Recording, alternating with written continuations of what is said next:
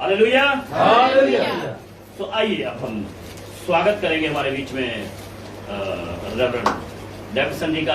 तो वो हमें उस क्रूज पर कहे गए वचनों के द्वारा के बारे में थोड़ा सा डिटेल के बारे में बताएंगे। तो आइए हम उनका स्वागत करेंगे।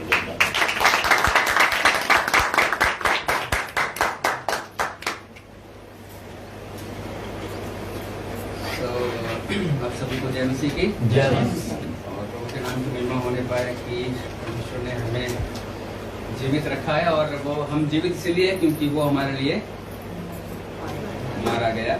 उसने अपने जीवन को दिया क्रूस पे, उसने अपने आप को दिया, इसलिए हम आज जीवित हैं। और ये धन्यवाद का समय है। तो बहुत सारी चीजें हैं जो कि हम सुन चुके हैं, बहन लोग हैं, पास्टर साहब ने भी कुछ बताया। तो जो गुड फ्राइडे का समय है या फिर ये दिन है, खास करके इससे पहले कि हम वचन में जाएंगे और सीखेंगे, जैसे कि पास्टर ने एक बात को बताया था प्रार्थना शुरू होने से पहले, वचन शुरू होने से उन्होंने क्या बोला था, गुड फ्राइडे गुड क्यों है, गुड फ्राइडे गुड क्यों है, या फिर हम इसे एक अच्छा शुक्रवार या फिर एक बेहतर शुक्रवार, एक महान शुक्रवार क्यों कहते हैं। उन्होंने एक वर्ड बोला था, एक लाइन बोला था कि सारे ही शुक्रवार अच्छे होते हैं, गुड है, या फिर हर एक दिन गुड है। वो क्यों है? सारे शुक्रवार गुड नहीं होते अगर ये एक शुक्रवार अच्छा नहीं होता था। ये भी है क्योंकि ये शुक्रवार गुड था, क्योंकि ये एक शुक्रवार था जिस दिन यीशु मसीह ने अपने प्राण को क्रूस पर त्यागा। और वो शौक से नहीं, या फिर उसको कोई इनाम नहीं मिलने वाला था, या फिर उसको कोई ऐसा नहीं था कि चलो एक किसी कंपटीशन में था कि मुझे पूरे दिन को अच्छा बनाना है, मेरा नाम लोग लेंगे करके वो अपने आप को प्राण नहीं दिया। लेकिन यीशु मसीह का जीवन देने का एक मकसद और एक कारण रहा है मेरे प्रियो। वो कोई आज हर एक दिन अच्छा है, लेकिन वो दिन क्यों अच्छा है? केवल एक दिन के वजह से सारा दिन को हम अच्छा बोलते हैं।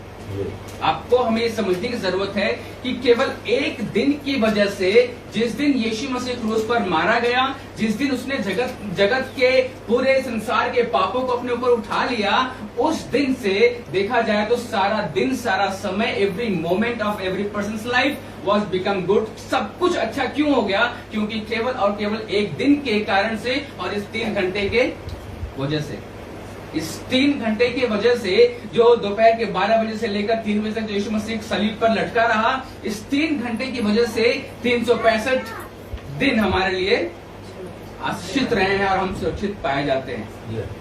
और सबसे बड़ी बात यह कि मेरे प्रियो, लोग मनाते हैं गुड फ्राइडे, मुझे नहीं पता है गुड फ्राइडे लोग, ये एक अच्छी बात भी है और ये एक दुख की बात भी है।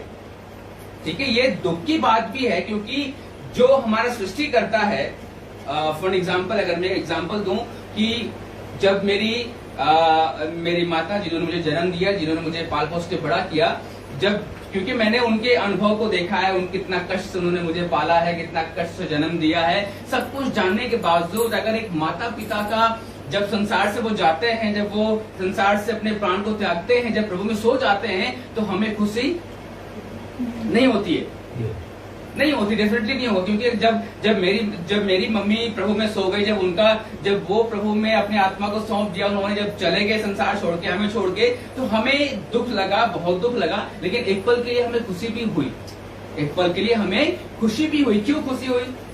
ये सुनकर बहुत से लोग, आज मैं लाइव हूँ, सुन के लोग आश्चर्य भी होंगे कि पहला ऐसा व्यक्ति जो कि अपनी माता के मरने पर खुश भी हो रहा था। तो खुशी मुझे इस बात की हुई है क्योंकि जितना दिन हम संसार में रहते हैं, उतना ज्यादा हमें पाप करने का अवसर मिलता है। कई बार हम अपने जीवन में पाप कर बैठते हैं, कई बार अपने जीवन में गलतियां कर बैठते हैं। जितना जल्दी हम यहाँ से चले जाएंगे, उतना कम पाप की गिनती हमारे जीवन में होगी। और संसार में जो दुख आने वाले हैं, जो संसार में आज कुछ बातों को मैं लेकर आ रहा हूँ, इसलिए क्योंकि चीजों को समझना हमें बहुत जानना जरूरी है। एक समय था, आज अगर सरकार की हम बात करें तो आज मैं कल सब्जी लेने भी गया था और सब लोग जानते हैं कि नींबू का दाम कितना बढ़ गया ना। पहले 10 रुपए में 10 नींबू मिलते थे, आज 10 रुपए में 1 मिल रहे हैं। और ये कितने सारी चीजें जो है कि संसार में होती जा रही है, बढ़ती जा रही हैं, बहुत सारी चीजें हैं। तो ये तकलीफ हम क्यों झेल रहे हैं? क्योंकि हम जीवित हैं। लेकिन जो संसार से चला गया है उसको फर्क पड़ेगा। 1 नींबू 10 रुपए का हो जाए, 1 नींबू 1000 रुपए का हो जाए, उसको फर्क कुछ नहीं पड़ेगा। या फिर जो समस्याएं हम झेल रहे हैं, जो लॉकडाउन में हम फंस जाते हैं, जो जो कोरोना बीमारी से हम झेल रहे हैं, जितने लोगों ने अपने जीवन को त्याग दिया, क्या वो जो प्रभु में पहले सो गए हैं उनको ये देखने को मिला? नहीं। या फिर उनको ये झेलने को मिला? नहीं मिला है। तो खुशी इस बात की होती है क्योंकि परमेश्वर, एक व्यक्ति अगर इस संसार को छोड़ के स्वर्ग में जाता है, लेकिन खुशी इस बात की नहीं कि वो चला गया, खुशी इस बात की भी नहीं है कि वो चला गया मेरे प्रियो, लेकिन सबसे बड़ी बात खुशी इस बात की होनी चाहिए कि यदि आप मसीह में मरते हो तो खुशी है, लेकिन अगर आप मसीह में अपने जीवन को नहीं त्याग रहे हो, मसीह को बिना जाने आप मर रहे हो, तो फिर वो मुश्किल की घड़ी है। फिर उसके बाद कोई सवाल नहीं होता है, उसके बाद कोई ऑप्शन भी नहीं बचता है कि आप पश्चाताप कर लोगे या फिर आपका पाप क्षमा किया जाएगा। यीशु मसीह क्रूस पे मरा हमारे पाप की क्षमा के लिए, यीशु मसीह ने अपने प्राण को दिया हमारे पाप की क्षमा के लिए, लेकिन क्यों? अगर हम अपने आप को, अगर हम यीशु मसीह को बिना जाने अपने आप को, अपने शरीर को हम खत्म करते हैं, या फिर हमारी मृत्यु परमेश्वर को बिना जाने हो जाती है, तो आपको क्या लगता है कि खुशी की बात है? नहीं।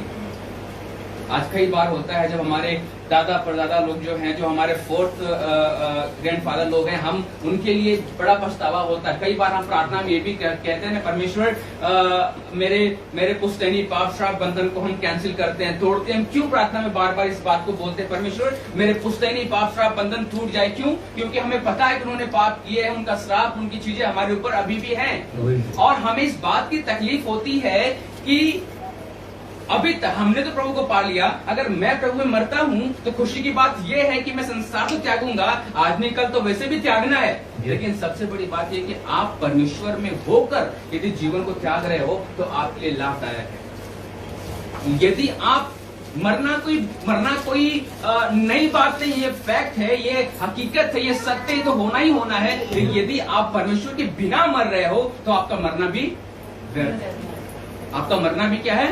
व्यर्थ है। और इसीलिए जो वो लोग हमारे दादा परदादा जो अभी प्रभु को नहीं जाने और वो मर गए हैं, तकलीफ मुझे होती कि आज वो कहाँ होंगे मुझे नहीं पता, क्योंकि उनके लिए पश्चाताप करने का मौका नहीं मिलेगा, उनके लिए माफी दोबारा मांगने का मौका नहीं मिलेगा। इनफैक्ट प्रभु यीशु मसीह ने उनके लिए भी अपने जीवन को त्यागा है, उनके लिए भी अपने प्राण को दिया है, लेकिन क्योंकि यीशु मसीह ने केवल अपने प्राण को क्रूस पर हमारे लिए दे दिया, हमारे पाप को क्षमा कर दिया, उसने अपनी जिम्मेदारी को निभा दिया, लेकिन हमारा भी कुछ जिम्मेदारी है।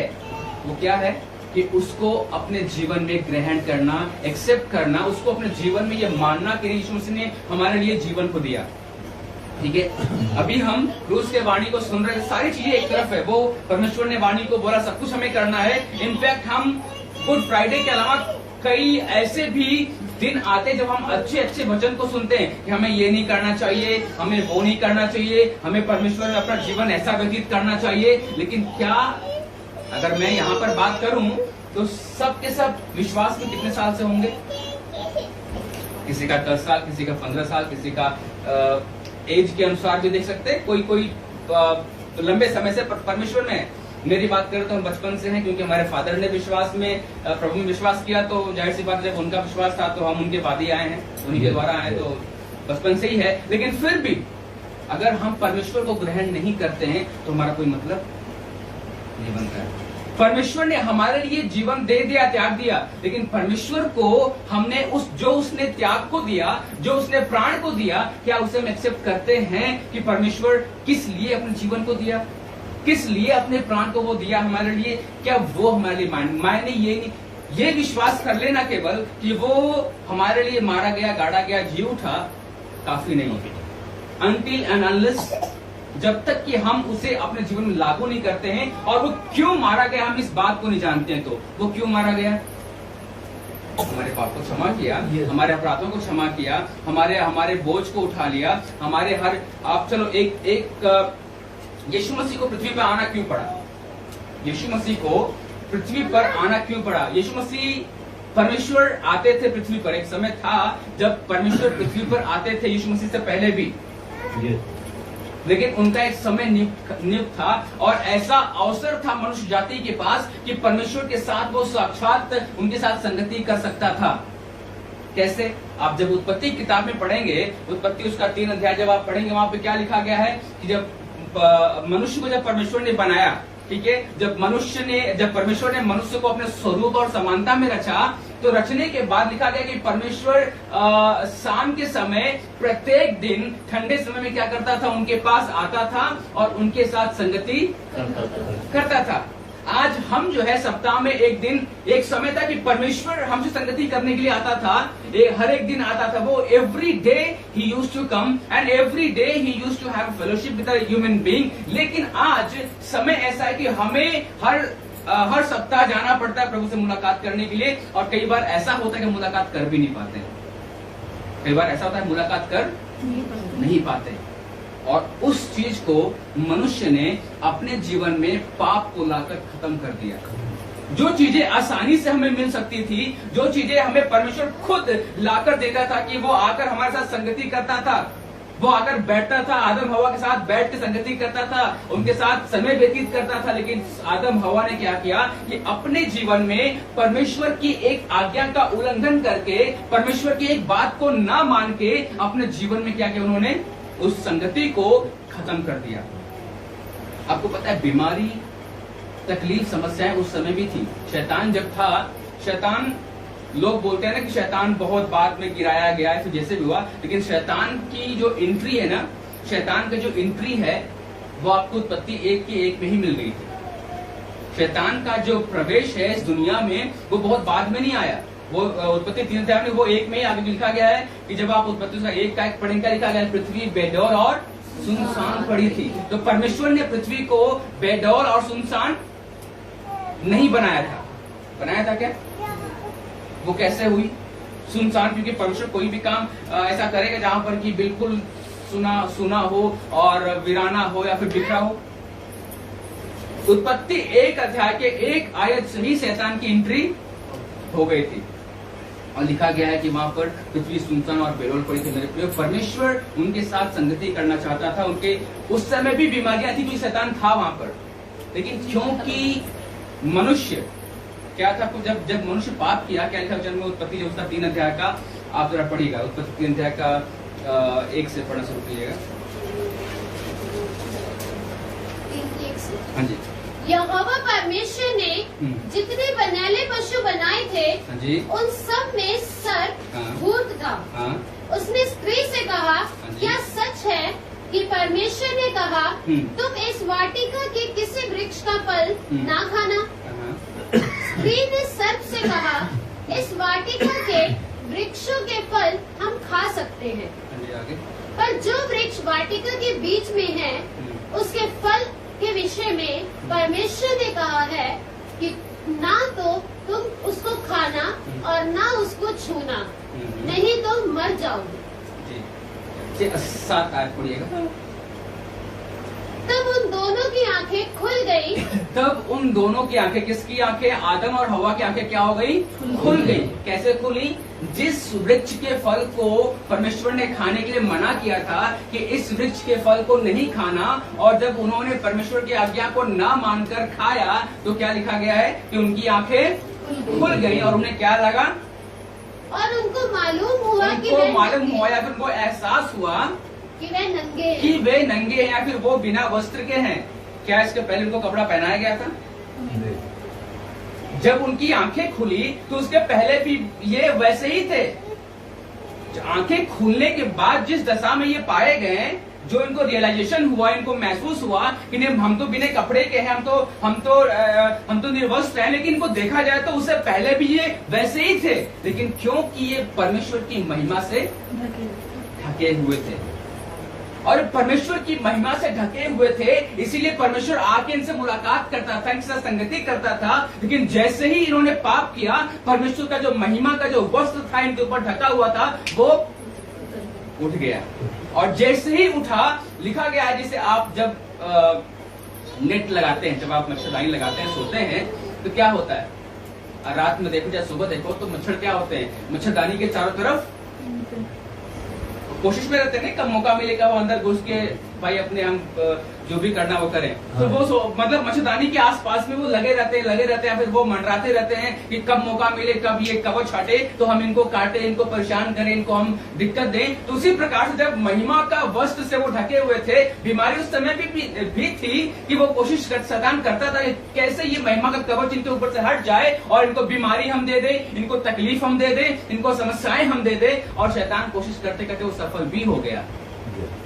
और जैसे ही महिमा का कवच हटा वैसे सारी बीमारी, सारा श्राप, सारा पाप, सब कुछ उनके अंदर प्रवेश कर गया। लिखा गया कि उसके पहले उनके पास ज्ञान नहीं था, उसके पहले उनके पास ज्ञान नहीं था। वो जो है उसको खाने के बाद उनको क्या हुआ, एहसास हुआ कि हमने तो पाप किया है और हम परमेश्वर से बिल्कुल अलग हो गए। तो मेरे प्रियो, कारण ये रहा है कि जिससे परमेश्वर प्रेम करता था, जिसको परमेश्वर ने अपने स्वरूप और समानता में बनाया था, जब देखा कि मेरा स्वरूप, मेरी समानता बिगड़ी जा रही है, मेरा स्वरूप बिगड़ रहा है, परमेश्वर कभी अपने स्वरूप को बिगड़ते हुए देख नहीं सकता है। जब देखा कि मेरा स्वरूप बिगड़ रहा है, मेरी समानता बिगड़ रही है, तो परमेश्वर ने अपने एकलौते पुत्र को दिया और इसीलिए वो पृथ्वी पर आया ताकि अपने उस रूप को, अपने उस स्वरूप को, आपको पता है एक मत्ती उसका 3:16 में हमने पढ़ा है, 17-16 में क्या लिखा गया है कि पिता आकाशवाणी होती है यीशु मसीह के ऊपर, क्या होता है, क्या बोल देता है कि ये मेरा प्रिय पुत्र है। और कोई भी व्यक्ति अपने, जब कोई कभी ऐसा होता है, खास देखो तो टीवी में, फिल्मों में और सीरियल वगैरह में बहुत, इवन सामान्य जीवन भी होता है, हम लोग भी कई बार करते हैं ना कि किसी को कुछ हम देते हैं, गिफ्ट देते हैं, तो क्या करते हैं, हम उसको एहसास दिलाते हैं। कई बार हम बोल बैठते हैं ना कि देखो भाई या बहन, देखो मेरे प्रिय, ये मेरी ना, ये मैं तुमको एक चीज गिफ्ट देना चाहता हूँ और ये मेरे जीवन की सबसे प्रिय चीज है, इससे मैं बहुत प्रेम करता हूँ, लेकिन मैं तुमको दे रहा हूँ। ये क्या साबित करता है? जो व्यक्ति ये बताता है कि मैं अपने जीवन की कीमती चीज तुम्हें दे रहा हूँ, किसी को देता है जो ऑलरेडी कीमती है, जो ऑलरेडी उसको बहुत प्रिय है, जिसके साथ वो पहले से ही खुश है, लेकिन फिर भी वो कहता मैं इस प्रिय चीज को आपको दे रहा हूँ। क्यों? क्योंकि इस प्रिय चीज से भी ज्यादा प्रिय आप हो, इसलिए वो आपको देता है। परमेश्वर का पुत्र उसके लिए प्रिय था, लेकिन हम और आप उससे कहीं ज्यादा प्रिय थे और परमेश्वर के लिए, इसीलिए परमेश्वर ने अपने प्रिय पुत्र को, जिसको वो कहता है कि इससे मैं अति प्रसन्न हूँ, जबकि वो हमसे प्रसन्न नहीं था। परमेश्वर पिता हमसे प्रसन्न नहीं था, वो हमसे खुश नहीं था, क्योंकि हमने आज्ञा का उल्लंघन किया, हमने पाप किया। लेकिन उसका पुत्र जिसने पाप भी नहीं किया, जिसने किसी प्रकार का उसके अंदर दोष नहीं पाया गया, उसको परमेश्वर दे दिया हमारे लिए, जिसने की पाप किया। और इस बात को हम शायद समझते नहीं। ये पता है बहुत गहरी बात, में बैठे क्योंकि मैं मैसेज तैयार वैसे करता नहीं हूँ, मैं हमेशा बोलता हूँ, मैं लेके बैठता हूँ लेकिन तैयार कुछ नहीं कर पाता। लेकिन फिर भी परमेश्वर का जन कहता है कि परमेश्वर जब ये कहता है ना कि मैंने अपने प्रिय पुत्र को तुम्हारे लिए दिया है, मेरे प्रियो, आपको समझने की जरूरत है कि परमेश्वर जिस चीज को पहले से ही प्रिय कह रहा है, जिसके अंदर कोई दोष नहीं है, जिसके अंदर कोई पाप नहीं है, लेकिन वो ऐसे व्यक्ति को देने जा रहा है जिसके अंदर पाप भरा हुआ है, जो आज्ञा का उल्लंघन किया। और पिता को ये भी पता था यीशु मसीह को तो हम दे रहे हैं, वो तो मर जाएगा, लेकिन ये भी उनको पता था कि मनुष्य दोबारा फिर पाप करेगा और ऐसा दिन नहीं जाता है जब हम पाप जीवन में नहीं करते। गुड फ्राइडे का मतलब ये नहीं है कि हम इसे एक त्योहार के रूप में मनाएं, ये फेस्टिवल के रूप में मनाएं। ये हमारा फेस्टिवल नहीं है, ये हमारा त्योहार नहीं है, बट हमें ये रियलाइज करना है कि यीशु मसीह ने अपने बहुमूल्य चीज को, अर्थात अपने पुत्र को ऐसे लोगों के लिए दिया जिनके अंदर की पाप भरा था, जिनके अंदर अपराध भरा हुआ था, जिनके अंदर की क्षमा करने की भावना नहीं थी। परमेश्वर ने जिनको जानता था कि वो बार बार फिर पाप करेंगे, परमेश्वर ने उनको, उस निर्दोष व्यक्ति को जिससे वो बहुत प्रेम करता था, हमारे और आपके लिए दिया। वो रियलाइज करने की जरूरत हमें, आपको और मेरे, हमें त्योहार मनाने की जरूरत नहीं है। आप में से कितने लोग आज सुबह से मतलब खा पी के आए हैं, नाश्ता किया? मतलब गलत नहीं है, पूछ रहा हूँ बस। आज तो खाना भी नहीं चाहिए है ना, लेकिन खाना भी चाहिए। खुशी भी है और हमारे लिए, और ये दुख की खुशी तब होती है जब हमें कोई गिफ्ट देता है। ठीक है, यदि कोई हमें कोई चीज गिफ्ट दे रहा है, अगर उस गिफ्ट का हम इस्तेमाल अपने जीवन में ना कर पाए, खुशी होगी? केवल इस बात को सुन लेना कि नहीं मैंने आपको गिफ्ट कर दिया है ना, कोई बोले कि पास्टर साहब मैंने आपको एक बहुत बड़ा बंगला गिफ्ट किया है, वो अपने जुबान से बोल दे, मैं बंगला दिखा भी दे, लेकिन अगर मैं उसमें रहने नहीं पाऊं तो मेरे लिए खुशी की बात है क्या? कोई मतलब नहीं है। तो परमेश्वर ने अपने पुत्र को हमारे लिए दे दिया, अपने प्राण को त्याग दिया, लेकिन अगर उसके प्राण त्यागे जाने के मकसद को हम ना समझें कि वो किस लिए दिया, तो हमारे लिए कोई फायदा है क्या? खुशी की बात है क्या? खुशी मनाने की हमें कोई जरूरत भी नहीं फिर है। यदि हमारे जीवन में कंटिन्यू हम पाप कर रहे हैं, कंटिन्यू उसका आज्ञा का उल्लंघन कर रहे हैं, परमेश्वर बोलता है तुम झूठ नहीं बोलो, हम झूठ बोल देते हैं। कई बार मैंने एक बार पूछा, किसी से मैंने पूछा कि अगर किसी के कुछ लोग कहते हैं ना कि अगर किसी का जीवन बच जाए झूठ बोलने से तो बोल देना चाहिए, है ना? तो ये सही है? अगर किसी का जीवन, भाई आत्मा बच रही है, अगर किसी का जीवन झूठ बोले, छोटा सा झूठ बोलने से किसी का जीवन बच जाए तो वो सही है कि गलत है? सही है। हाँ जी, सही है। बिल्कुल सही है। सही है ना? लेकिन फिर ये भी है कि जो व्यक्ति सही है उसके लिए झूठ का सहारा क्यों लेना पड़ेगा? अगर एक सत्य व्यक्ति को हम कहते हैं कि उसको थोड़ा सा झूठ बोल के बचा लेते हैं, तो जो सत्य ही है तो उसको झूठ की बुनियाद देकर क्यों बचाएगा कोई? तो झूठ हुआ ना। अगर एक सत्य व्यक्ति को हम झूठ बोल के बचा रहे हैं तो इसका मतलब कि वो सत्य नहीं है। बहुत से लोग एग्जांपल देते नहीं, भाई किसी का जीवन की बात है तो हम तो बोल सकते हैं ना, झूठ तो झूठ है, पाप तो पाप है, चाहे वो किसी के जीवन बचाने की नौबत तभी आएगी जब यदि वो सत्य है तो आपको झूठ बोलने की जरूरत नहीं है। झूठ होता है, हमें उसको बोलने की जरूरत। परमेश्वर कहता तुम झूठ नहीं बोलो, हम झूठ बोलते हैं। प्रभु कहता है तुम मेरे आज्ञा का उल्लंघन करो, हम सिगरेट नहीं पीना है, दारू नहीं पीना है, हमें नशा नहीं करना है, हमें गाली नहीं देना, हमें झगड़ा नहीं करना है, सब कुछ नहीं करना है, लेकिन फिर भी हम सब करते हैं। तो गुड फ्राइडे फिर हमें मनाने का तो फिर अधिकार है नहीं। गुड फ्राइडे हमें मनाने का फिर हमें बैठने का कोई मतलब है नहीं। अगर ये चीजें जिस कारण से, चलिए एक दिन को हम पढ़ते फिर आपको बताते हैं। यशायाह उसका 53 अध्याय खोल लीजिए, यशायाह उसका 53 अध्याय 53 का 53 सॉरी बुक ऑफ यशायाह चैप्टर 53 5-6 आपको 5-6 परंतु वे हमारे ही अपराधों के कारण घायल किया गया। लिखा गया है परंतु वो हमारे अपराधों के कारण ही घायल किया। सिस्टर एक इसके पहले ना 52 का 14 पढ़िए। जैसे बहुत से लोग उसे देखकर चकित हुए। हाँ, उससे बहुत से लोग किसको देखकर? यीशु मसीह को देखकर चकित हो गए। चकित क्यों कोई होता है? अगर मैं हूँ, ठीक है, फॉर एग्जाम्पल अगर मैं यहाँ खड़ा हूँ, आप मुझे बहुत अच्छे से देख रहे हैं, ठीक है, बहुत नीट एंड क्लीन लग रहा हूँ, अगर अचानक से मेरे बॉडी पे अच्छी खासी मतलब चोट लग जाए या दाग लग जाए, फिर मैं कीचड़ में डूब गया हूँ तो कैसा होगा? आश्चर्य होगा ना कि अभी तो ये बहुत चमक रहे थे, अचानक से क्या हो गया? ठीक है, तो जब किसी के साथ कुछ ऐसा होता है जो कि लगता है कि नहीं ये कहाँ से हो गया और वो व्यक्ति पहचान भी नहीं आता, तो आश्चर्य की बात होती है। तो वे लोग आश्चर्य हुए क्योंकि उसका रूप यहाँ तक बिगड़ा हुआ था। हाँ जी, अब ध्यान दीजिएगा, लिखा गया है कि उसका रूप अर्थात यीशु का रूप यहाँ तक बिगड़ा हुआ था कि मनुष्य का सा ना जान पड़ता था। मनुष्य का सा ना जान पड़ता है। सिंपल शब्दों में कहें तो वो मनुष्य जैसा नहीं दिख रहा था, इतना उसको बुरी तरह से घायल किया गया था।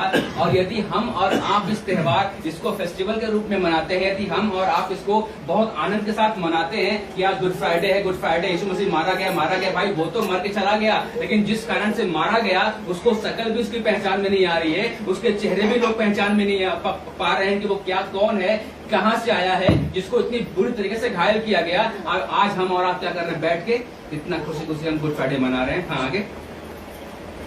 और उसकी सुंदरता भी आदमियों की सी ना रह गई थी। और उसकी सुंदरता किसकी जैसी न रह गई थी? हम और आप। आज हम हर एक व्यक्ति कोशिश किया है कि जिसके पास जैसा भी वो अच्छे से अच्छा वस्त्र पहनकर आए और हम अच्छे से अच्छे नहा धोकर क्रीम पाउडर लगा के अच्छे समय जाना है गुड फ्राइडे।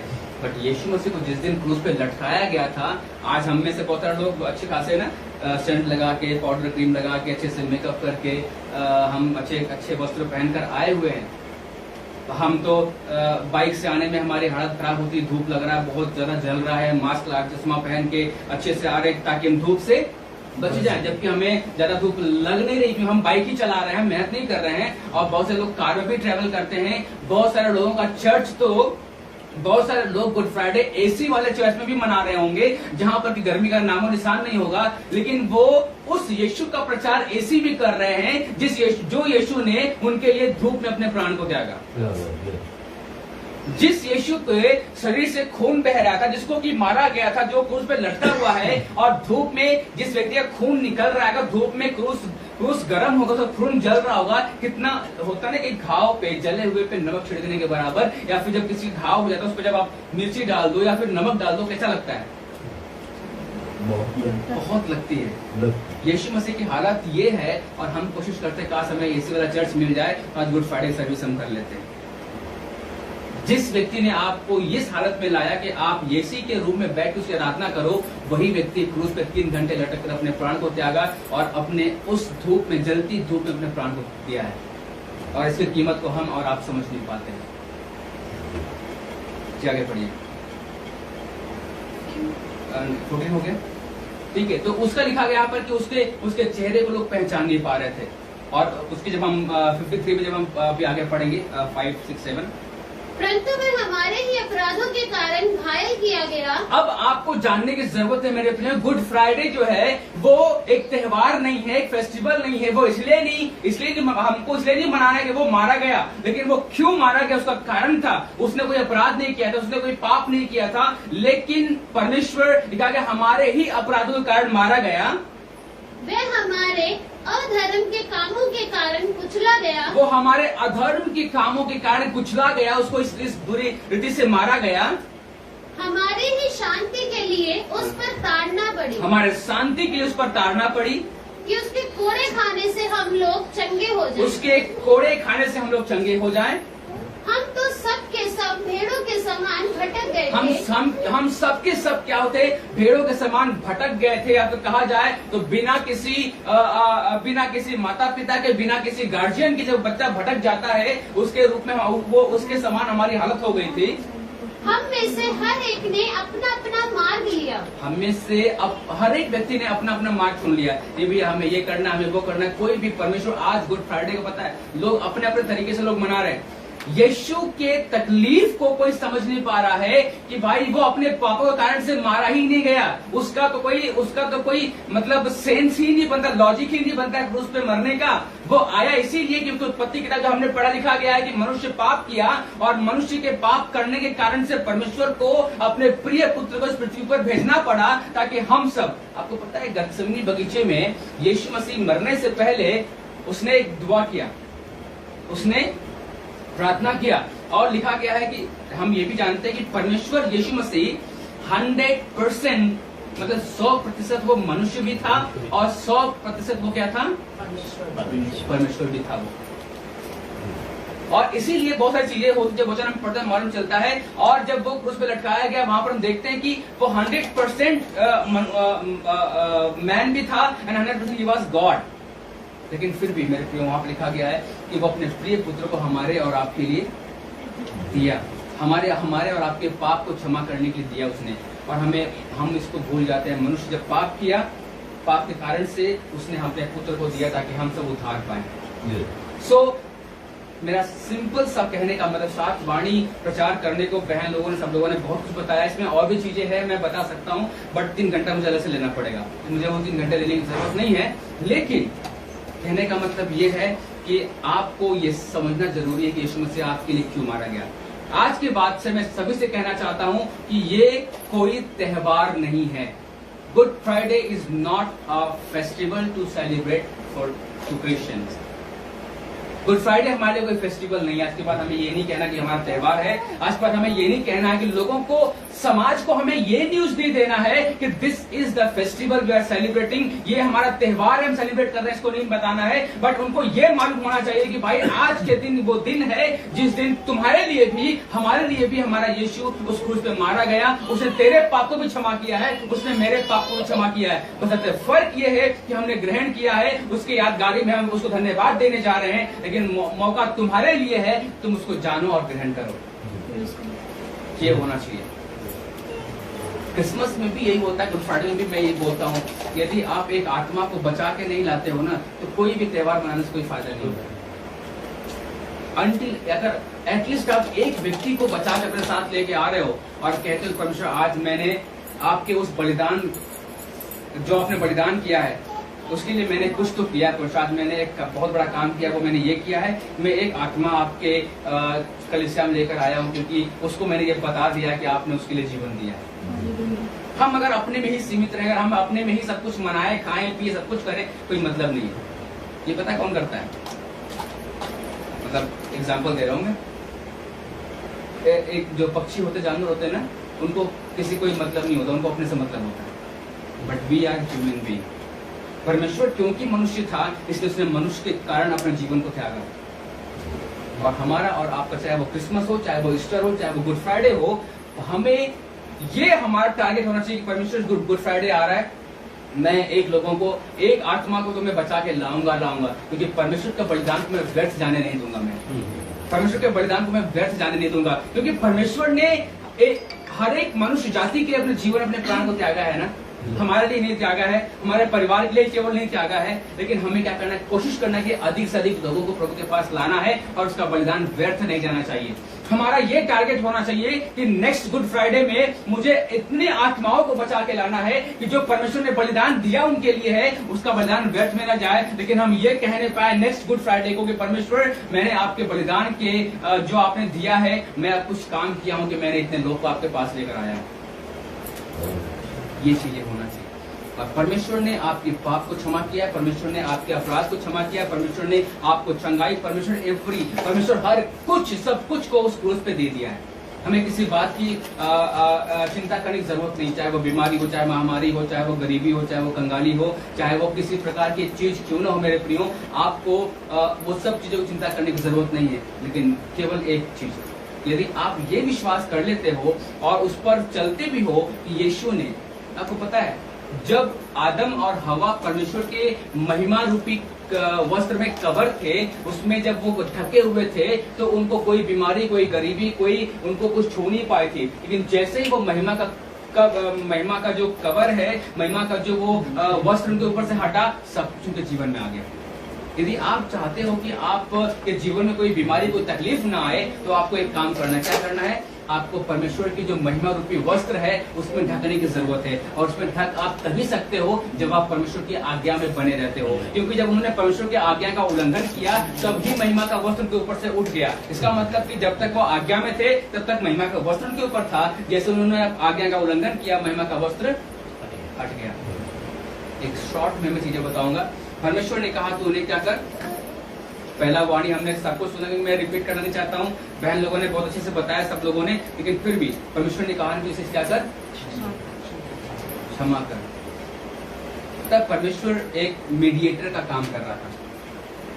परमेश्वर एक जो है मीडिएटर है, एक वो मध्यस्थ के रूप में काम कर रहा था, क्योंकि he was requesting God to forgive us. Even लिखा गया वहां पे परमेश्वर इन्हें क्षमा कर, क्योंकि ये नहीं जानते कि ये क्या कर रहे हैं। और कई बार होता है ना कि हम जानते हुए भी, कई बार हम जानते भी हैं कि नहीं ये व्यक्ति, ये मनुष्य ऐसा कर बैठा है, सिर्फ उसकी नादानी, उसकी गलती है, उसका बचपना है, उसका जो भी है, लेकिन फिर भी हम बोलते नहीं इसको तुम सिखा के रहेंगे, इसको छोड़ेंगे नहीं। हम जानते हैं, परमेश्वर जानते हुए भी, परमेश्वर अपने जान रहा है, बट परमेश्वर उसका ये स्वभाव मुझे बहुत इफेक्ट किया जब मैं सुन रहा था कि परमेश्वर जानते हुए भी बोलता है परमेश्वर उन्हें माफ कर, क्योंकि वो जानते नहीं वो क्या कर रहे हैं। परमेश्वर ये नहीं कह रहा है कि मैं नहीं जानता हूँ, प्रभु आप जानते नहीं हो, आप उन्हें छोड़ जानते हो, क्या करोगे आप। ये सवाल पता समाज में ये उल्टा होता है। समाज में ये होता है कि अच्छा आप उसके बारे में जानते हो, नहीं जानते हो ना, फिर छोड़ दो, क्या करना उसके लिए। आप उसके बारे में जानते हुए नहीं जानता मैं तो छोड़ दो, क्या करना है। लेकिन परमेश्वर सब कुछ जानते हुए वो ये बोलता है, परमेश्वर उनको नहीं पता कि वो क्या कर रहे हैं। आज हम ये कोशिश करते हैं कि अरे उसे तो सब कुछ पता है, उसे पता है या ना पता, लेकिन परमेश्वर ने कहा कि उसे क्षमा कर, क्योंकि वो नहीं जानते वो क्या कर रहे हैं। आप मसीह हो, मसीह का प्रेम आपके अंदर है, मसीह के प्रेम को आपने चखा है, उन्होंने नहीं चखा है। ये हर जगह लागू होता है, चाहे आपके साथ कोई झगड़ा करे, कोई लड़ाई करे, कोई मारपीट करे, कोई कुछ भी आपके साथ करे मेरे प्रियो, ये जीवन में, क्योंकि यदि आप ईश्वर के संतान हैं, यदि आप परमेश्वर के पुत्र हैं, यदि आप पुत्रियां हैं, तो आपके जीवन में उसका स्वभाव होना चाहिए। अगर परमेश्वर ने जानते हुए उनको माफ किया, चलो वो तो उनको क्रूस पे चढ़ाया, उनको इतना घायल किया गया, उसका चेहरा पहचान भी नहीं आ रहा था। ऐसे परिस्थिति में यीशु ने कहा कि हे पिता ने क्षमा कर, क्योंकि ये नहीं जानते क्या कर रहे हैं। और हमें अगर कोई थोड़ा कुछ बोल भी देता है तो हम भड़क जाते हैं, कैसे इसने बोल दिया, और हम क्षमा कर नहीं पाते। लेकिन क्षमा का एक चीज है, पता है, क्षमा करने का एक अर्थ ये है कि आप जब क्षमा करते हो तो वो जो कारण है झगड़ा का, लड़ाई का, रिश्ता का, विरोध का, वो दोबारा आपके माइंड में, सोच में आना भी नहीं चाहिए। जब आप रास्ते से चलते हो, पता नहीं, जब हम आगे जा रहे हैं, पीछे मुड़ के देखना है तो आपने क्षमा नहीं किया। क्षमा की परिभाषा है कि अगर आप चल रहे हो तब चलते जाओ, आगे बढ़ते जाओ, don't look back. Once you looking back it means you have not forgiven, आपने क्षमा नहीं किया। किसी भी चीजों को हमें उसको याद करना, उसको याद ही नहीं करना है, ये होता है क्षमा का। क्योंकि परमेश्वर उसको, आज तक क्या परमेश्वर ने कभी आपसे बोला, या फिर कभी दर्शन में आकर किसी को कोई ने गवाही दिया कि नहीं परमेश्वर आके ने मुझे बहुत बेइज्जती किया मेरा, कि तुमने ये किया, तुमको हम जानते हैं बेटा, तुमने ये किया है, तुमको हम जानते हैं, तुमने ये करके बैठे हो, तो मुझे परमेश्वर क्या किसी को बार बार रियलाइज कराते रहता है? क्या परमेश्वर बार बार किसी को आकर उनको उत्साहित कर, तुमने ये पाप किया, तुमने ये पाप किया, तुमने ये किया, तुमने वो किया? उसने खत्म कर दिया, मतलब खत्म कर दिया। और इसीलिए आज तक हम सुरक्षित और जीवित हैं, क्योंकि वो हमारे पापों को दोबारा याद नहीं करता है। लेकिन जिस दिन वो याद कर लेगा ना, उस दिन फिर हमारी कहानी तो खत्म। लेकिन हम लोग हैं, हम बोलते हैं कि दुआ से क्षमा कर चुके हैं, लेकिन हम हकीकत में करते नहीं है। और दूसरी जो वाणी है, पता है, दूसरी वाणी में बहुत सिंपल सा है कि जो यीशु मसीह बोलते हैं ना कि टाकों को बोलते तो आज ही मेरे साथ कहाँ होगा? स्वर्ग लोक में होगा। तो एक चीज और क्लियर कर दूं मैं, स्वर्ग लोक में कहा, यीशु मसीह उसको स्वर्ग में लेकर नहीं गया, पहली बार, ठीक है, स्वर्ग में लेकर नहीं गया, क्योंकि आज तक स्वर्ग में कोई नहीं गया। जितने लोग भी आज तक मरे, कोई स्वर्ग में नहीं गया, ठीक है। वो क्यों? क्योंकि स्वर्ग में अगर लिखा गया है कि एक दिन न्याय होगा सबका, दुनिया नाश की जाएगी। अगर दुनिया नाश कितने हजार साल बाद होगी, कितने साल बाद होगी, हमें पता नहीं है। तब तक तो जो व्यक्ति 100 साल पहले मरा है वो तो 100 साल तक तो एंजॉय कर लिया स्वर्ग में, फिर दोबारा उसको नरक में भेजेंगे। अगर वो हमसे पहले ही मर के एंजॉय कर रहा है स्वर्ग में, तो कोई मतलब नहीं बनता है, कोई मतलब नहीं बनता है। एक अधोलोक मतलब होता है, जब परमेश्वर क्रूस पे मरा तो वो 40 दिन तक आता जाता रहा, पता कहाँ? वो लोक में, मतलब पृथ्वी के नीचे गया था, उन आत्माओं को सुसमाचार सुनाने जो उससे पहले मरे थे, तो उनको वहां पर लेकर गया था, पैराडाइज में लेकर गया था। चलो तुमको वहां लेकर चलते हैं, अगर तुम्हारा जीवन वहां बच जाए, सुरक्षित रहो वहां पर। तो एवरी पर्सन, हर एक व्यक्ति जो अभी तक मरा है, सब के सब लिखा गया कि वो विश्राम स्थान में, वो रेस्ट प्लेस में है।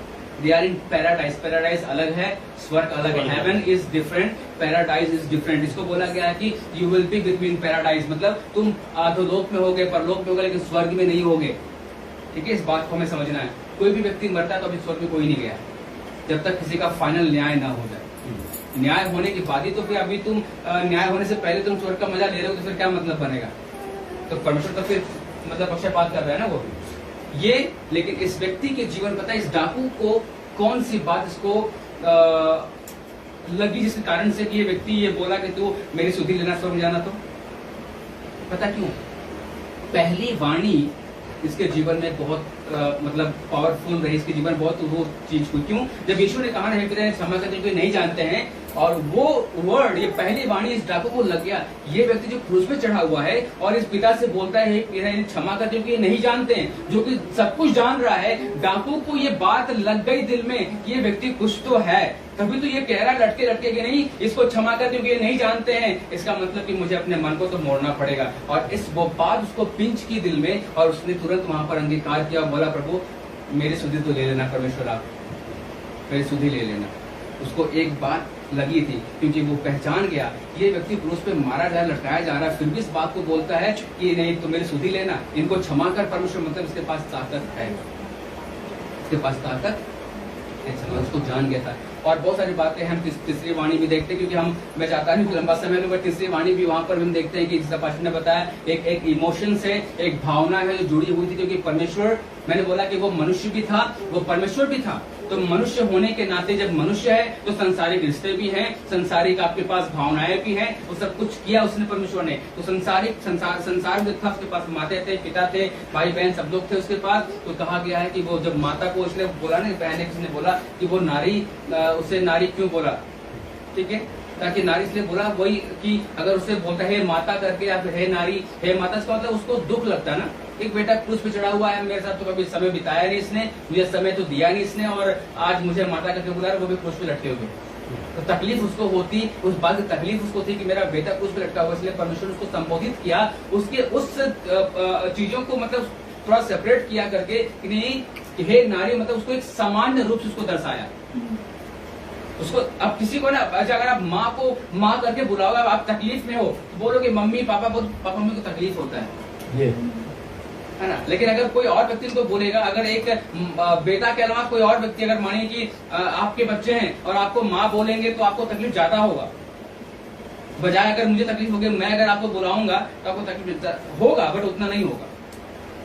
इसलिए उसने बोला हे नारी ये तेरा। अब वहां पर परमेश्वर ने एक जाते जाते उसने संसारिक भूमिका को निभा कर गया, वो एक माँ बेटे का मिलन कराया और एक माँ बेटे के रिश्तों को बनाया, और अपने उस स्थान को यूहन्ना को देकर गया, क्योंकि यूहन्ना सबसे प्रिय था उसके और सबसे क्लोज उसके रहता था वो, इसलिए परमेश्वर ने उसको सौंपा वहां पर। और भी लिखा गया कि परमेश्वर ने कि उसको जो हम देखते हैं तीसरी वाणी भी हो गया, चौथा वाणी लिखा गया कि एली एली लमा सबक्तानी, वो भी हम देखते हैं वहां पर कि तूने मुझे क्यों छोड़ दिया। ये भजन संहिता उसका 22 अध्याय का एक आयत में लिखा गया भविष्यवाणी है जो कि पूरी होती है। वहां पर भी दाऊद कहता है, दाऊद में लिखा गया है भजन संहिता में कि तूने मुझे क्यों छोड़ दिया, ये भविष्यवाणी जो पूरी होती है। और परमेश्वर को, यीशु मसीह को परमेश्वर ने छोड़ा नहीं था, ठीक है, यीशु मसीह को परमेश्वर ने उसको छोड़ा नहीं था, क्योंकि परमेश्वर पाप से नफरत करता है, पापी से नहीं। क्योंकि यीशु मसीह ने अपने ऊपर पाप को उठाया था, बोझ को,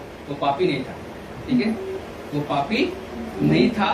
पाप को उठाने के बाद भी वो पापी नहीं था, ठीक है, पाप को उठाने के बाद भी वो पापी नहीं था। लेकिन क्योंकि हमारा पाप उसके ऊपर था, इसलिए परमेश्वर पाप को देख नहीं सकता, परमेश्वर पाप को देखता नहीं है। इसलिए जब यीशु मसीह ने अपने ऊपर पाप को उठाया था तो परमेश्वर ने क्या किया, अपना चेहरा बस फेर लिया था, अपने चेहरे को उसने फेर लिया था ताकि उसको देखे नहीं। तो परमेश्वर का चेहरा फेर लेना ही आपके लिए, हमारे लिए बहुत बड़ी बात है। यीशु मसीह को लगा, यीशु मसीह जो परमेश्वर था, जो क्रूस पे मर रहा, वो इस बात को बोल रहा, पिता तुमने मुझे क्यों छोड़ दिया, कहाँ चले गए तुम। मतलब उसका मुंह फेरना उसके लिए इतना भयंकर हो गया, इतना दुखदायक हो गया, पर उसको लगा कि नहीं अब तो मेरा कोई रहा नहीं।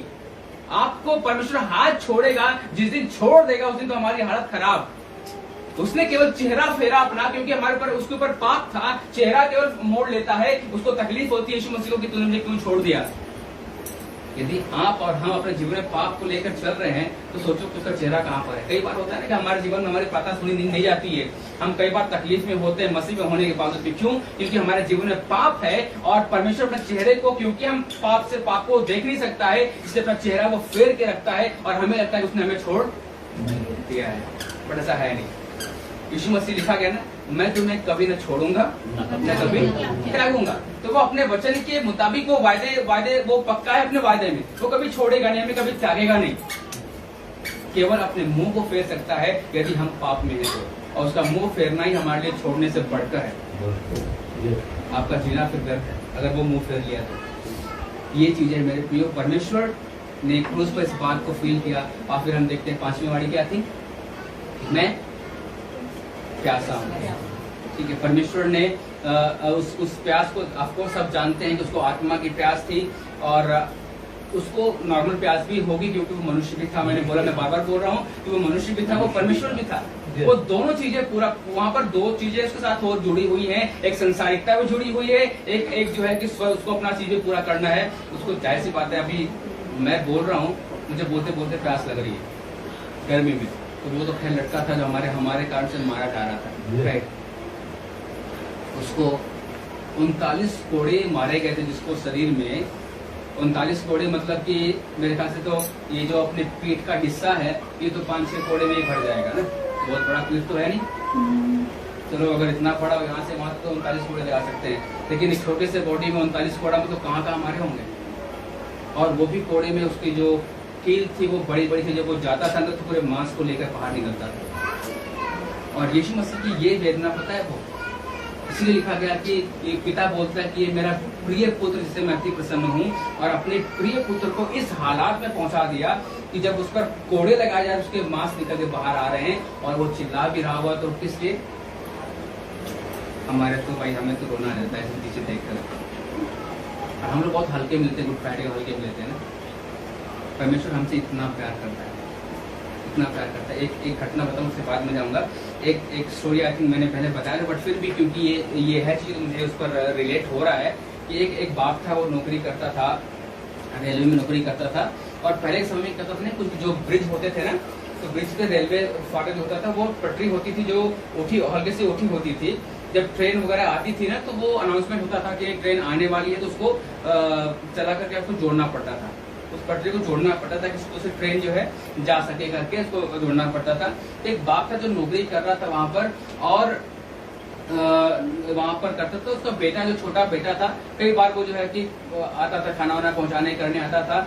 और पापा क्योंकि वहां पर घर पास में था तो आता था, वहां पर जाता। एक समय ऐसा होता है कि वो बेटा जो है उससे रेलवे क्रॉसिंग पे या फिर रेलवे पे ही पटरी पर वो आ रहा था, और देखा तब तक वहां से वो पटरी पर बेटा, सामने बेटा आ रहा है, जैसे ट्रेन आ रही है, अनाउंसमेंट हुआ कि नहीं ट्रेन आने वाली, पटरी को जोड़ दिया जाए। और ये बाप देखा कि वहाँ सामने से मेरा बेटा आ रहा है, अगर मैं पटरी जोड़ता हूँ तो मेरा बेटा जाएगा।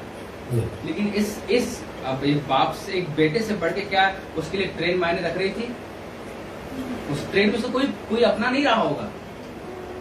एक मानवता की बात मैं कर रहा हूँ। उस बाप ने अपना आंख बंद किया और बेटा ने उसको चलाना शुरू किया, क्योंकि उसको ये लगा कि मैं एक बेटा अगर मैं एक बेटे को बचाऊंगा तो कितने हजार लोग बैठे ट्रेन में हैं, कहाँ से लोग आया, वो सारा परिवार मर जाएगा, किसी लोग कौन कौन क्या खोएगा हमें नहीं पता है, लेकिन मैं एक बेटा खोऊंगा तो मैं बहुत से लोगों को जीवन बचा सकता हूँ जीवन अगर मैं। और वो आंख बंद किया और फिर अपना वो सीधा रोते हुए क्या किया, अपनी चीजों को पटरी को जोड़ने लगा।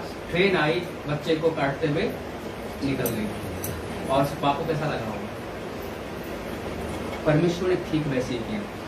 अपने प्रिय पुत्र जिससे वो बहुत प्रेम करता था, उसने हमारे और आपके लिए दिया। मेरे प्रियो, इसकी कीमत को आप मत भूलिए, इसको हल्के में मत लीजिए।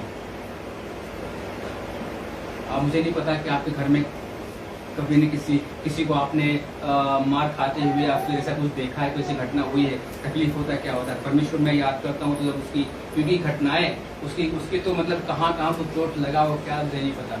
और उसने एक बार लिखा गया कि जब उसको मारा गया ना, वो जैसे मेमना को वध किया जाता है, उसने जुबान नहीं खोलता है, यीशु मसीह जुबान खोला ही नहीं। पता है, वो जुबान एक बार भी जुबान उसने नहीं खोला है, और जुबान खोला है तो सीधा क्रूस पे खोला है। और वो भी पहली वाणी में जुबान क्या बोलता है? हे पिता ने क्षमा कर, क्योंकि नहीं जानते कि ये क्या कर रहे हैं। जब तक वो मार खाता तब तक उसने एक शब्द नहीं बोला, कुछ भी नहीं बोला कि तुम मुझे क्यों मारते हो, क्या कर रहे हो, मुझे दर्द हो रहा है, ये हो रहा है। पर उसने एक बार भी सहता गया। और अगर जुबान खोला भी उसने तो उसने एक ही बात बोला सीधा कि प्रभु ने क्षमा कर, क्योंकि जानते नहीं ये क्या कर रहे हैं। मतलब ऐसे हालात में ये शब्द बोलना बहुत बड़ी बात है, बहुत बड़ी बात है। और परमेश्वर को क्योंकि आत्मा की उसको प्यास थी, और इसीलिए परमेश्वर हमसे और आपसे प्यार करता है, अपने पुत्र को एक पुत्र को दिया मेरे प्रियो। और लिखा गया कि उसके बाद छठा क्या है, उसने पूरा हुआ। और पता है परमेश्वर ने अपने काम को वो अपने काम पर फोकस किया हुआ था, क्योंकि उसे लगा था एक बार कोशिश भी किया उसने, अगर वो चीजें सफल हो जाती तो शायद वो ये जो वर्ड है, छठा वर्ड नहीं बोल पाता कि पूरा हुआ। कैसे? जब वो गत्समनी बगीचे में गया, वहां प्रार्थना कर रहा था और यीशु मसीह ने क्या कहा, हे पिता यदि संभव हो तो ये कटोरा, दुख का कटोरा मेरे सामने से हटा दे।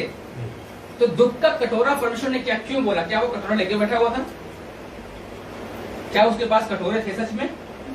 नहीं था। वहां पर कटोरे की बात नहीं है, वहां पर स्वदूत के और से वार्तालाप काफी लंबी चौड़ी होती है, वो वचन में लिखा नहीं गया है, लेकिन जब आप देखो ये प्रकाशन होता है, प्रभु का आत्मा सबसे बात करती है, वहां पर वार्तालाप होता है और लिखा गया, यीशु मसीह कहता है अगर प्रभु हो सके तो दुख का कटोरा मेरे सामने से क्या कर, हटा ले। और उसने कोशिश भी किया, अगर वो दुख का कटोरा हटा लेता परमेश्वर, अगर उसको क्रूस पे नहीं मरने देता तो शायद ये जो वर्ड है, ये जो छठा वर्ड है कि प्रभु बोलता है सब कुछ पूरा हुआ, तो शायद ये पूरा न हो पाता। और लिखा गया वहां पर कि वो इसको कहते कहते फिर बाद में लास्ट में क्या कहता, पता क्यों यीशु मसीह ने क्यों कहा कि परमेश्वर मेरी नहीं वरन तेरी इच्छा पूरी हो? क्यों कहता है इस बात को, क्यों उसने इस बात को कहा पता है? वो कटोरा क्या है? वो कटोरा ये जगत, ये संसार है। वो कटोरा क्या था? ये जगत, ये संसार एक कटोरे के रूप में परमेश्वर देखता है। और कटोरे के अंदर क्या था? कटोरे के अंदर हमारा और आपका घायल चेहरा, हमारा और आपका पाप में चेहरा, हमारा और आपका अपराध में चेहरा, हमारा और आपका बीमारी में चेहरा, हमारा और आपका तकलीफ में चेहरा परमेश्वर को देखा नहीं गया, क्योंकि परमेश्वर कटोरे के यीशु मसीह कटोरे के बाहर देख रहा था कि मुझे मारा जाएगा, मुझे तकलीफ दिया जाएगा, मेरे साथ बहुत बुरा व्यवहार किया जाएगा। जब यीशु मसीह ने कटोरे के बाहर देखा, वो तकलीफों को देखकर कहता है कि परमेश्वर दुख कटोरा में सामने से हटा ले। लेकिन जैसे ही यीशु मसीह ने, पिता ने कहा तू कटोरे के अंदर झांक के एक बार देख, उसके बाद इस बात को बोल, जैसे यीशु मसीह ने कटोरे के अंदर देखा तो हमारा और आपका असहाय चेहरा और हमारा और आपका कहा जाए तो तकलीफ में पड़ा हुआ चेहरा को देखकर यीशु मसीह ने कहा पिता मेरी मर्जी छोड़ दे, तेरी मर्जी पूरी होने पर। क्योंकि उसने हमारे और आपके चेहरे को देखकर उसको तरस आया और उसने कहा प्रभु मेरी नहीं तेरी मर्जी पूरी होने दे। और उसको लिखा गया वो सब चीजों को पूरा किया, उसने अपने वायदे को पूरा किया। आज कई बार होता है हम दर्शन प्राप्त करते हैं परमेश्वर से, हम बोलते हैं ना सेवक होने के नाते, कई बार लोग बोलते हैं नहीं प्रभु मुझे दर्शन दिया, मुझे सेवा करना, मुझे ये करना, मुझे वो करना है। कई बार जब समस्याएं हमारे जीवन में आती हैं, तकलीफ आती है, फाइनेंस नहीं है तो ये नहीं है, तो हमारे पास गाड़ी नहीं है, साइकिल नहीं है तो मैं पैदल में जा नहीं सकता हूँ, ये नहीं है वो नहीं, करके हम एक्सक्यूज देते हैं। और परमेश्वर के जिस हम उत्साह के साथ बोलते हैं लोगों से कि परमेश्वर ने हमें बहुत बड़ा दर्शन दिया है, और दर्शन जब करने की बारी आती है तो हम एक्सक्यूज लाकर रखते हैं कि परमेश्वर ने, प्रभु मेरे पास ये नहीं, मैं कैसे करूं, प्रभु मेरे पास ये नहीं, मैं कैसे करूं। और कई बार होता है कि हम अपने वायदे को, अपने दर्शन को पूरा नहीं कर पाते हैं। और लेकिन यीशु मसीह को इसलिए लिखा गया कोई भी चीज, कोई भी बातें, कोई भी वस्तु परमेश्वर के प्रेम से हमें अलग नहीं कर सकती। और इसलिए यीशु मसीह का जो पिता का प्रेम था उसको कोई अलग नहीं कर पाया, क्योंकि वो प्रेम था। और 7वां में लिखा गया है कि उसने अपनी आत्मा को सौंप दिया। वो क्या कहता है उसमें लिखा कि he gave his spirit। English में लिखा गया है कि Jesus he gave his spirit। सौंपता हूँ, हिंदी में लिखा गया है, कई लोग बोलते हैं कि वो अपने आत्मा सौंप दिया, वो मर गया, नहीं। लिखा गया है कि इंटेंशनली, अगर ये वर्ड लिखा गया है उसने अपनी आत्मा सौंप दी, मतलब कि किसी को कोई चीज सौंपना तब होता है अगर मेरी इच्छा है तभी मैं सौंपूंगा। क्योंकि देखो अभी नॉर्मल व्यक्ति जब मरता है संसार में तो वो कभी नहीं कहता है कि हाँ मैं अपनी आत्मा सौंपने जा रहा हूँ, या फिर मैं अब मरने वाला हूँ, मैं करने वाला हूँ। बहुत जगह होता है। और इनफैक्ट मैंने सुना है, हमारी वाइफ की दादी जो रही है, उन्होंने उनका मरने का जो चीजें मैंने सुना है, बड़ा बहुत अद्भुत लगता सुनने मुझे, क्योंकि उन्होंने मरने से पहले प्रभु भोज लिया और उनको तो बिल्कुल मतलब सब कुछ वो भूल गई करके, और बहुत कुछ उनका मैंने सुना है कि वो मरने से पहले को पता था कि उन्होंने यहाँ तक बोला कि मैं अब निकल, मेरी आत्मा अब जा रही है करके, ये तक उन्होंने बोला। लेकिन लिखा गया कि यीशु मसीह बोलता है कि मैं अपनी आत्मा सौंपता हूँ। यीशु मसीह को कोई भी चीज जो खत्म नहीं कर सकती थी, उसको इतना मारा गया, जब लिखा गया ना उसका चेहरा पहचान में नहीं आ रहा था, उसको लोग पहचान भी नहीं पा रहे थे, उसका शरीर छलनी हो गया था, लेकिन फिर भी उसने अपने प्राण को नहीं त्यागा। क्यों? क्योंकि वो उसके हाथ में था कि अगर वो मरना चाहता तभी मरता, वो कोई चीज मार नहीं पाती उसको कोई चीज को मार नहीं पाती। यीशु मसीह ने इंटेंशन, लिखा गया था उसको मरना निश्चय था, उसका मरना अनिवार्य था। अगर यीशु मसीह चाहता तो वो मर नहीं सकता, उसको कोई बीमारी, कोई किसी की ताड़ना उसको मार नहीं सकती थी। लेकिन क्योंकि हमारे पाप की क्षमा की उसका मरना जरूरी था, इसलिए परमेश्वर ने जब देखा सब कुछ पूरा हुआ, उसने कहा कि ठीक है, क्योंकि मैं जब तक अपनी आत्मा सौंपूंगा नहीं तब तक इनके अपराध क्षमा नहीं होंगे। इसलिए प्रभु ने बोला कि प्रभु आप मैं अपना आत्मा क्या करता हूँ, सौंपता हूँ। एकमात्र यीशु ही है जो अपने मरने के बारे में पूरा पूरा जानता है, और अपनी इच्छा से मृत्यु को उसने अपने जीवन में लाया। मृत्यु उसके जीवन में कभी आ नहीं सकती थी, और इसीलिए कहता हूँ अपनी आत्मा में क्या करता हूँ, सौंपता हूँ। वो उसके जीवन, मृत्यु उसके जीवन में नहीं आई थी। और इसीलिए कि जो व्यक्ति ऐसे नॉर्मली मरता है, इसलिए वो कभी जीवित नहीं होता, क्योंकि वो मृत्यु है, इसलिए वो क्या होता है, व्यक्ति जीवित नहीं होता है। क्योंकि यीशु मसीह ने अपने स्वेच्छा से आत्मा को सौंपा था, और इसीलिए फिर वो अपनी इच्छा से वो उठ भी गया तीसरे दिन। और इन चीजों को हम जानते हैं। बहुत सारी चीजें हैं, मेरे पास समय भी बहुत है, लेकिन हम सबके पास समय नहीं है। तो हम आज के लिए हम यही चाहेंगे मेरे प्रियो, आप सभी से मैं बोलें, जो मुझे ऑनलाइन वॉच कर रहे हैं, जितने भी लोग हैं, आप सभी से मैं बात करें, आप गुड फ्राइडे को, क्रिसमस को, ईस्टर को हमें फेस्टिवल के रूप में मनाने की जरूरत नहीं। हमें समझना है कि इसका कारण क्या है, और यीशु मसीह जिस तरीके से मारा गया उसको, वो हमारे पापों के लिए आज आपके लिए समय है, आपके लिए अवसर है कि आप क्षमा कर रहे हो या नहीं कर रहे हो। आप क्या क्षमा करने का जो स्वभाव हो, कैसा क्षमा करते हो? क्या क्षमा करने के बाद उसको आप याद करते हो? क्षमा तो बोलते तो यार हमने क्षमा कर दिया, लेकिन क्षमा करने के बाद हम क्या कहते हैं, जब मौका मिलता है तुम छोड़ते भी नहीं तुरंत। एक बार उसने ऐसा किया था, हमको क्षमा तो कर दी है, चलो ठीक है, लेकिन फिर भी जब आप ये शब्द बोलते हो ना, क्षमा तो कर दी लेकिन चलो ठीक है, फिर भी हम लेकिन बात नहीं करेंगे, हम ये नहीं करेंगे, तो आप क्षमा किए क्यों? क्षमा का मतलब क्या होता है? अगर आप ये बोल रहे हो मैंने क्षमा कर दिया, लेकिन क्षमा तो कर दिया, लेकिन मैं उसके साथ दोबारा कुछ भी नहीं रखूंगा मैं, तो फिर यीशु मसीह अगर यही यीशु मसीह कहता कि पिता इन्हें क्षमा कर दे, लेकिन आज के बाद में इनसे कोई मेरा मतलब नहीं रहेगा, अगर नहीं रहता तो फिर क्या होता, हमारा आपका हालत क्या होता? अगर यीशु मसीह उस पर कहता ना, प्रभु इन्हें क्षमा करो, प्रभु इनको एक बार क्षमा कर दे बस, उसके बाद हमारा इनसे कोई मतलब नहीं रहेगा, तो क्या होता है? बहुत बुरा होता है, हम और आप एक साथ बैठे नहीं होते। So we have to understand the meaning of forgiveness and what God has done on the cross. परमेश्वर ने जो क्रूस पे किया उसको हमें समझने की जरूरत है, और उसने जो किया है ना, अगर वो किया है तो वो चाहता है कि हम करें, और जब हमें वो करना है जो यीशु मसीह ने किया है, तो जैसे वो किया है हमें वैसे ही करना है। तो मेरे प्रियो, परमेश्वर आपको बहुतायत की आशीष दे। इस बात को आप समझे कि परमेश्वर ने आपको क्षमा किया है, आपको माफ किया, आपकी बीमारी हर चीज खत्म किया है, और आप कोशिश करें कि आप 1-2,000 आत्माओं को बचा कर लाएं। परमेश्वर उससे खुश होगा आपके लिए, और बहुतायत की आशीष आपको देगा। सो आगे बहुत सारी चीजें हैं, हम बाद में सीखेंगे, समझेंगे, लेकिन धन्यवाद पास्टर जी का जिन्होंने समय दिया हमें, और आप सबको प्रभु बहुतायत की आशीष दे, और मुझे ऑनलाइन सुनने वाले आप सभी को प्रभु बहुतायत की आशीष दे। जय मसीह के लिए।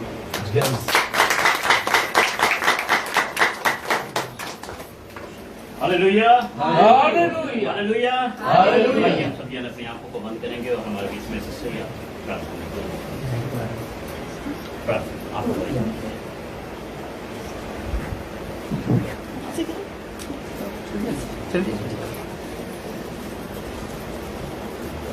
आइए हम अपनी आंखों को बंद करें। खुदावंद यीशु मसीह में आपका धन्यवाद करते परमेश्वर पिता, आज के सुंदर दिन के लिए प्रभु जो आपने दिया है पिता परमेश्वर, इस सुंदर संगति के लिए खुदावंद यीशु मसीह, इस पावन दिन में परमेश्वर पिता, प्रभु हम आपके चरणों में आते खुदावंद यीशु मसीह, हम उस दुख को स्मरण करते परमेश्वर पिता जो आपने हम पापियों के लिए उस क्रूस पर सहा मेरे परमेश्वर। खुदावंद यीशु मसीह उस हर लहू के कतरे को परमेश्वर पिता स्मरण करते प्रभु जी, जो आपने हमारे पापों के लिए परमेश्वर उस क्रूस पर बहाया। खुदावंद यीशु मसीह हम धन्यवाद देते प्रभु जी, हम अपने जीवन, अपनी आत्मा, अपना दिल खुदावंद यीशु मसीह में आपको देते खुदावंद। हम यहाँ जितने बैठे परमेश्वर, अपने जवानों को परमेश्वर अपने पवित्र आत्मा की अगुवाई में पिता परमेश्वर अपने वचन को बोलने में सामर्थ दिया प्रभु। हम धन्यवाद करते पिता परमेश्वर, ये सुंदर वचन को परमेश्वर आपने अपने दास के द्वारा हमारे जीवन में दिया प्रभु। हम धन्यवाद करते खुदावंद यीशु मसीह। हम यहाँ जितने आपकी संगति में बैठे हैं मेरे परमेश्वर पिता, होने दे प्रभु जी हर एक का आत्मा यीशु मसीह आपको परमेश्वर अपना उद्धार करता मानकर अपने जीवन में आगे बढ़ने पाए यीशु मसीह। जो क्षमा आपने हमें किया पिता परमेश्वर, हम भी परमेश्वर वैसा ही परमेश्वर करने पाए प्रभु। दूसरों के जीवन को पिता परमेश्वर हम क्षमा करने वाले होने पाए प्रभु। हम पिता परमेश्वर आपकी आत्मा की अगुवाई चाहते हैं प्रभु, आपकी सामर्थ, आपकी शक्ति परमेश्वर हम चाहते हैं प्रभु, क्योंकि हम निर्बल है और आप हमारा बल है खुदा यीशु मसीह। हम सारा आदर महिमा आपको देते हैं पिता परमेश्वर। जितने भी लोग यहाँ बैठे हैं हर एक को परमेश्वर आपके परमेश्वर निमित्त लेकर आते प्रभु। आप हर एक की अगुवाई करना परमेश्वर पिता। सारा आदर महिमा यीशु मसीह को मिलने पाए, यीशु के